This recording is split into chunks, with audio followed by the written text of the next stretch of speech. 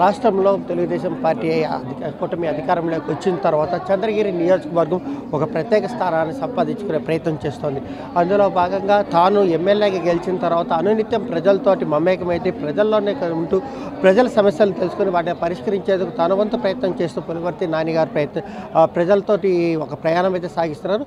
అందులో భాగంగానే తిరుపతిలో చంద్రగిరి నియోజకవర్గ పరిధిలోని గురువులందరినీ సత్కరించే విధంగా గురు పూజోత్సవ కార్యక్రమాన్ని అట్టహాసంగా నిర్వహిస్తున్నారు. మనతో పాటు అన్నారు ఆయన అడిగి తెలుసుకున్నాం.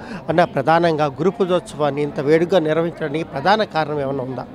అంటే సంఘములో తీర్చిదిద్దాలంటే ఒక విద్యార్థి దశ నుంచి వాళ్ళ పాత్ర, అటువంటి పాత్రకి 5వ తారీఖు జరిగింది గురు పూజోత్సవం.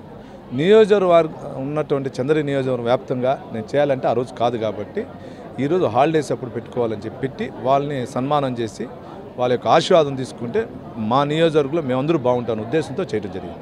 అంటే ఇప్పటికే ప్రభుత్వ పాఠశాలలు చాలా వరకు బలోపేతం చేయాలని ప్రభుత్వం నిర్ణయం తీసుకుంటుంది. ఉపాధ్యాయుల భర్తీకి కూడా నోటిఫికేషన్ జారీ చేసిన పరిస్థితి ఉంది. ఈ నేపథ్యంలో పాఠశాలల్లో మౌలిక వసతుల కల్పనకు ఎలాంటి ప్రణాళికలు ఏమన్నా రూపొందించారా? ఆల్రెడీ మీకు ఈ విద్యాశాఖ పైన ప్రభుత్వం ఏ విధంగా ఉందో ఉదాహరణకి మీరు అర్థం చేసుకోవచ్చు. దాన్ని తీసుకునింది నారా లోకేష్ గారు.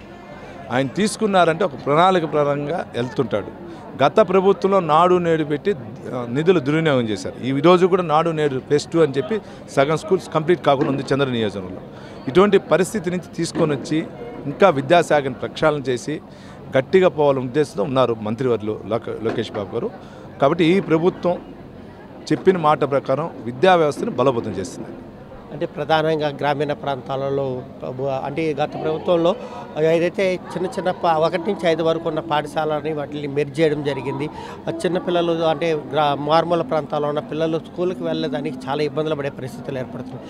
దీన్ని ఏదన్నా మార్పులు చేర్పులు చేసే ప్రణాళిక ఏమన్నా కానీ దాన్ని ప్రభుత్వం దృష్టి తీసుకెళ్ళి పాత పాఠశాలలు మళ్ళీ పునరుద్ధరించే అవకాశాలు ఏమన్నా కనిపిస్తాయి? ప్రభుత్వ పాలసీ అనేది వాళ్ళు ఆల్రెడీ అనుకుంటారు. ప్రభుత్వ పాలసీని అనుసరించుకుని ఎమ్మెల్యేలుగా మేము దాని ప్రకారం వెళ్తాం. ఏదైనా కూడా కింద స్థాయి అట్టడుగు స్థాయిలో బలోపరంగా ఉండాలి.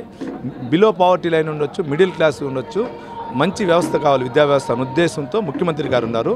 దానివల్ల 100% ముఖ్యమంత్రి గారు కానీ పవన్ కళ్యాణ్ గారు కానీ విద్యాశాఖ మంత్రి వాళ్ళు లోకేష్ బాబు గారు ఉన్నారు కాబట్టి దాని ప్రకారం పోతారు. అదేవిధంగా వ్యవస్థ బలంగా ఉంటుంది.